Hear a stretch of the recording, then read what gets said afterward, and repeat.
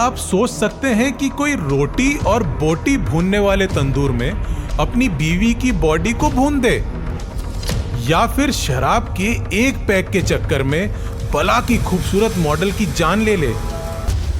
तारीख थी 3 जुलाई साल 1995। रात के करीब 1 बज रहे थे। कीबोर्ड के खटखट की आवाज और राजधानी दिल्ली के नामचीन मीडिया घरानों में फोन की घंटी बजती है। एक कांग्रेस नेता के रेस्टोरेंट के तंदूर में इंसानी बॉडी को जलाने की कोशिश की गई। इतना सुनते ही मीडिया के क्राइम रिपोर्टर्स की गाड़ी कवरेज के लिए तैयार होने लगती है। लेकिन उस समय तक किसी को अंदाजा नहीं था कि यह केस कितना बड़ा बनने वाला है। यह वही केस था जिसमें तब के क्राइम रिपोर्टर्स कस्में खाया करते थे। इसी केस की बाईलाइन ने न जाने कितने रिपोर्टर्स को स्टार रिपोर्टर बना दिया। ऐसा इसलिए हुआ था क्योंकि मर्डर करने के बाद बॉडी को ठिकाने लगाने का ये अपने आप में एक अनोखा मामला था, जिसे दुनिया की तारीख में तंदूर कांड के नाम से याद किया जाता है। 1995 में दिल्ली यूथ कांग्रेस का प्रेसिडेंट सुशील शर्मा, उसकी पत्नी नैना साहनी और मतलूब करीम, इन 3 किरदारों के नाम आप याद रखिएगा क्योंकि पूरी कहानी के सूत्रधार यही तीनों हैं। दिल्ली, जिसे अब दिल्ली नाम से बुलाया जाने लगा है, वहां आज के समय में जहां होटल शंग्रीला है, वहां साल 1995 में अशोका यात्री निवास हुआ करता था। उसी के अंदर ही टेंडर पर एक बगिया नाम का ढाबा चला करता था, जिसे तब के दिल्ली यूथ कांग्रेस का प्रेसिडेंट सुशील शर्मा चलाया करता था। सुशील शर्मा और नैना साहनी की प्रेम कहानी दिल्ली यूथ कांग्रेस के दिनों की ही थी। दरअसल बात ऐसी थी कि सुशील, नैना और मतलूब करीम जाकिर हुसैन कॉलेज के दिनों से ही the national students union of India Congress party के स्टूडेंट ब्रांच का हिस्सा बन गए थे और बाद में इन्होंने यूथ कांग्रेस को ज्वाइन किया, जहां सुशील धीरे धीरे प्रेसिडेंट बना और नैना और मतलूब भी कार्यकर्ता के तौर पर काम करते रहे। नैना और मतलूब की दोस्ती कॉलेज के दिनों से ही काफी गहरी थी। कहा तो यहां तक जाता है कि मतलूब को नैना से प्रेम था, जिसे वो दोस्ती की परत में छुपा कर रखा हुआ था। लेकिन कॉलेज में इलेक्शन के दौरान नैना और सुशील के बीच नजदीकियां कुछ ज्यादा ही बढ़ गई और दोनों को एक दूसरे से प्यार हो गए और बाद में दोनों ने शादी भी कर ली और नैना के प्रति मतलूब करीम का प्यार दिल के किसी कोने में दबा सा रह गया। शादी के बाद का समय सुशील और नैना का काफी अच्छा बीत रहा था। सुशील भी अपने पॉलिटिक्स के करियर को आगे बढ़ाना चाहता था, लेकिन वहीं दूसरी ओर नैना और मतलूब के बीच की दोस्ती भी बढ़ती जा रही थी। मतलूब के कहने पर नैना भी यूथ कांग्रेस में एक्टिव पार्टिसिपेशन दिखाना चाहती थी। हालांकि नैना और मतलूब करीम की दोस्ती के बारे में सुशील शर्मा को भी अच्छे से पता था, लेकिन शादी के बाद मतलूब का नैना की जिंदगी में दखल देना सुशील को रास नहीं आ रहा था। मतलूब और नैना की दोस्ती पहले से ज्यादा गहरी होती जा रही थी। कई बार तो मतलूब सबके सामने ही नैना के साथ फ्लर्ट भी करने लगा था। मतलूब और नैना की दोस्ती सुशील के मन में शक के बीज को गहरा करने के लिए काफी थी। कुछ समय और गुजरता है और सुशील को यह दिखने लगता है कि नैना और मतलूब काफी समय साथ में गुजारने लगे। वो दोनों साथ में पार्टी भी करते थे और शराब भी पीते थे। ये सब देखकर सुशील को शक हो चुका था कि उसकी पत्नी नैना साहनी का अपने दोस्त मतलूब करीम के साथ अवैध संबंध है। अब तारीख आती है 2 जुलाई 1995। रात के 8:30 बजे के करीब सुशील घर का दरवाजा खोलकर अंदर आता है और अंदर आते ही उसकी नजर अपनी पत्नी नैना पर पड़ती है।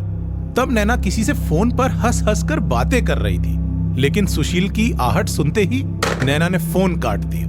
सुशील के पूछने पर कि नैना तुम किससे बात कर रही थी, नैना झूठ बोल देती है कि किसी से नहीं, रॉन्ग नंबर था। ये बोलकर नैना किचन की तरफ चली जाती है, लेकिन नैना के हाव भाव से सुशील को शक हो गया था। अपने शक को पुख्ता करने के लिए सुशील लैंडलाइन फोन पर रीडायल बटन दबा देता है और सुशील का शक सही निकलता है। उस रॉन्ग नंबर का पता नैना साहनी का करीबी दोस्त मतलूब करीम का घर था।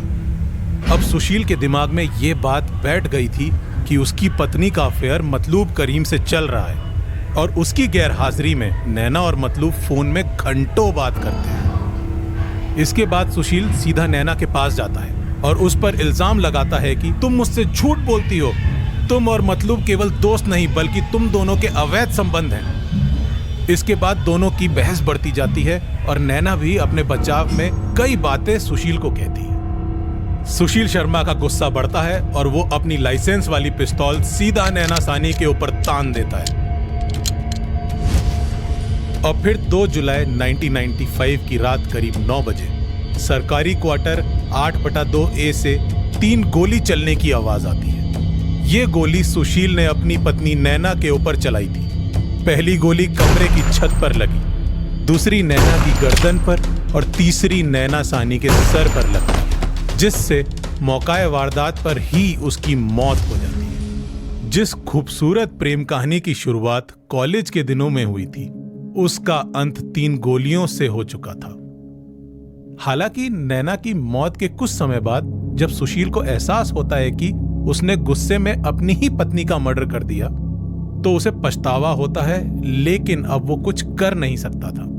फिर वो दिमाग को शांत करने की कोशिश करता है और एक पॉलिथीन बैग का इंतजाम करता है। कुछ घंटे बाद फ्लैट का दरवाजा खुलता है और सुशील बड़ी ही जल्दी से पॉलिथीन को खींचता हुआ फ्लैट से बाहर निकलता है। पार्किंग में खड़ी अपनी कार की डिक्की खोलता है और उसमें पॉलिथीन को डालकर कार को लेकर निकल जाता है। सुशील तेज रफ्तार से कार को लेकर इनकम टैक्स ऑफिस के पुल के पास आता है। शायद उसे किसी खास मौके की तलाश थी, लेकिन उसे भीड़ भाड़ होने की वजह से वो मौका मिल नहीं पा रहा था। दरअसल सुशील कार की डिक्की में रखी नैना की लाश को यमुना नदी में फेंकना चाहता था, लेकिन पुल के कई चक्कर लगाने के बाद भी उसे सही मौका नहीं मिल पाया। तभी अचानक से उसके दिमाग में एक और आइडिया है। वो अपनी कार का रुख कन्नॉट प्लेस की तरफ मोड़ देता है। तेज रफ्तार कार हवा से बातें करते हुए अशोका यात्री निवास के अंदर बगिया रेस्टोरेंट के पास जाकर रुकती है। रेस्टोरेंट में उस वक्त भी लोग बैठकर डिनर कर रहे थे। कार से यूथ कांग्रेस प्रेसिडेंट सुशील निकलता है और अपने रेस्टोरेंट मैनेजर केशव को अपने पास बुलाता है। केशव ही वो शख्स था जिसे सुशील का विश्वास पात्र भी कहा जाता था।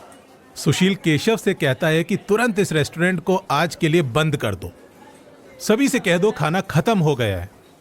केशव को हैरानी होती है, लेकिन वो मालिक के सामने कुछ बोल नहीं पाता है। उसने बस इतना बोला कि जो लोग अभी खा रहे हैं उनको खाने देते हैं। इसके जवाब में सुशील ने भी कहा कि हाँ, बाकी सभी लोगों के लिए खाना बंद कर दो। केशव ने भी ऐसा ही किया, जल्दी से पूरे रेस्टोरेंट को खाली कर दिया। इसके बाद केशव को छोड़कर रेस्टोरेंट के बाकी स्टाफ की भी छुट्टी कर दी गई थी और पूरी लाइट्स को भी बंद कर दिया गया था। केवल एक चीज जल रहा था और वो था रोटी और बोटी को सेकने वाला तंदूर। सुशील ने केशव को पूरी बात बताई। घटना को सुनकर केशव के भी हाथ पांव फूल गए थे, लेकिन पुराना राजदार होने की वजह से उसने सुशील का साथ देने के लिए हामी भर दी। इसके बाद सुशील और केशव मिलकर गाड़ी से नैना साहनी की लाश निकालते हैं और उसे तंदूर में डालने की कोशिश करते हैं। हालांकि लाश बड़ी होने की वजह से तंदूर में ठीक से जा नहीं रही थी, लेकिन इन दोनों ने किसी तरह मोड़कर नैना साहनी की लाश को तंदूर में डाल ही दी। इसके बाद लाश को अच्छी तरह से जलाने के लिए उन्होंने बटर के कई डब्बे और यूथ कांग्रेस के बैनर का भी अच्छे से इस्तेमाल किया, लेकिन बटर की वजह से आग की लपटें इतनी तेज हो गईं कि तंदूर के ऊपर लगे शेल्टर तक पहुंचने लगी। वो आग इतनी तेज हो गई थी कि रेस्टोरेंट की बाउंड्री के बाहर भी किसी की नजर भी उस पर पड़ सकती थी। हुआ भी कुछ ऐसा ही। बगिया रेस्टोरेंट के बाहर एक सब्जी का ठेला लगाने वाली रहा करती थी, जिसका नाम अनारो देवी था। उसने जब आग की लपटों को देखा, वो घबरा गई और चिल्लाने लगी। अनारो देवी की आवाज दिल्ली पुलिस के कांस्टेबल अब्दुल नजीर गुंजू के कानों में पहुंचती है। अनारो देवी की शिकायत पर कांस्टेबल अब्दुल नजीर दीवार के ऊपर चढ़कर देखता है तो उसे नजर आता है कि तंदूर से आग निकल रही है और 2 लोग खड़े होकर कुछ जला रहे हैं। इसके बाद केशव बाहर से ही मैनेजर का नाम लेकर चिल्लाता है कि केशव, दरवाजा खोल, क्या भून रहा है, बाहर तक आग की लपट आ रही है। इसके बाद कांस्टेबल अब्दुल नजीर अंदर आता है और वो केशव को घबराए हुए देखता है और पूछता है कि क्या जला रहे हो कि आग इतनी उठ रही है। केशव भी घबराए हुए जवाब देता है कि कुछ नहीं, पोस्टर पड़े हुए थे, उन्हीं को जला रहे हैं। लेकिन कांस्टेबल अब्दुल नजीर की नजर इंसानी हाथ और उंगलियों पे पड़ गई थी। उसे पता चल गया था कि यहाँ कुछ तो गड़बड़ है। वो तुरंत बाहर आता है और नजदीकी पुलिस स्टेशन पर खबर दे देता है। देखते ही देखते पुलिस पीसीआर की गाड़ियां बगिया रेस्टोरेंट पहुंच जाती हैं। पीसीआर की गाड़ी देखकर ही सुशील शर्मा चुपचाप भाग जाता है और इस तरह दुनिया के सामने आती है शक और वहशीपन की रोंगटे खड़े कर देने वाली दास्तान। अगले दिन मीडिया के जरिए यह खबर दिल्ली यूथ कांग्रेस के नेता मतलूब करीम को मिलती है। वही मतलूब जिसकी दोस्ती ने एक घर को बर्बाद कर दिया था। मतलूब ही वो पहला शख्स था जिसने दुनिया को पहली बार बताया कि तंदूर में भूनी गई लाश नैना साहनी की है।